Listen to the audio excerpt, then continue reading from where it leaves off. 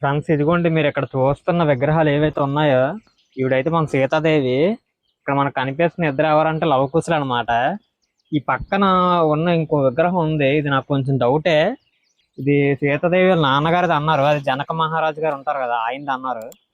కానీ నేను ఈ ఫోటోను కూడా గూగుల్ కడిగి కూడా చూశాను, కానీ ఇది బుద్ధుడిది విగ్రహం అని చెప్తున్నారు. మరి అసలు అర్థం కావట్లేదు నాకైతే. ఒకవేళ మీకు తెలిస్తే మీరైతే కమెంట్ అయితే చెయ్యండి, తప్పనిసరిగా మర్చిపోకండి. ఇక్కడ మీరు చూస్తున్నారు కదా, మనకు శిరస్సు అయితే లేదు, అది ఎవరో తీసి పట్టుకెళ్ళిపోయారంట, కావాలని అలా చేశారంట కొంతమంది. ఎవరో మాకు తెలియదు, అలా ఎవరో అలా పట్టుకెళ్ళిపోయారు కాబట్టి ఇక్కడ అది లేదు. కాబట్టి ఇక్కడ పైన అయితే చిన్న రాయిని అయితే పెట్టి ఇలా ఉంచారనమాట. అది ఈ ప్లేస్ కోసం అయితే నాకు అసలు అన్నిటిలో నచ్చింది ఈ ఒక ప్లేసే. మొత్తం అంతా చూసుకుంటే మనకి ఇది మధ్యలో అయితే ఉంది, సెంటర్ లో బాగుంది. ఇక్కడ మన పక్కన ఒక చిన్న కోనేరు లాంటి చూసుకుంటే సీతాదేవి గారు స్నాన పనులు చేసేవారని చెప్తున్నారు. లవకుశులు కూడా ఇక్కడ స్నానం చేసేవారంట, అదే చెప్తున్నారు. అందుకే ఇది కొలను ఇలా ఉండిపోయిందంట.